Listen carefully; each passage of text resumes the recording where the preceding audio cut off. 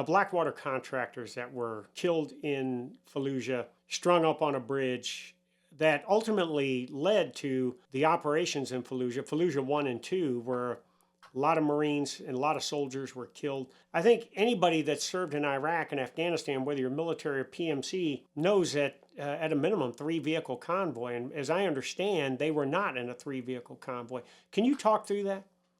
It was a confederacy of dunces. It was a number of Yeah, mistakes that were made at any given time. Supposedly, and I read the after action review for it. They had 2 vehicles that were getting ready to go from point A to point B. I don't remember what those are.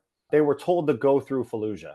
Now, anybody that knew Fallujah knew that that was literally the nexus of like the Sunni triangle. That's where all the clearly. terrorists were. Yeah, So these guys went through single vehicle. They didn't have any heavies. I think they had 249s, 240 Bravos in a yeah, vehicle. At some point, they ended up getting rear ended because they got stuck in traffic and then they got ambushed and then they got dragged through the streets. yeah, Now, this is where that private military and military policy come together and they collide because George W. Bush did not want to be known as the president that had people dragged through the streets that were burned up, right? He did not want Somalia 2.0. The first thing he did was he said, okay, Marines, go take this. The Marines start going in, they're taking it. Then they created a ceasefire. And then in October 2004, we realized that, hey, they're just, building up more material, more men, more weapons. So the yeah, Marines went in and took Fallujah in October, November 2004.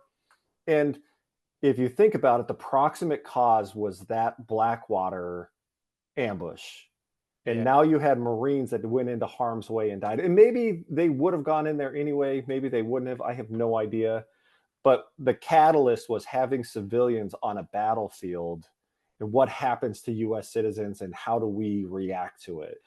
That's my biggest concern with PMCs now is we just keep getting them closer and closer to the front lines.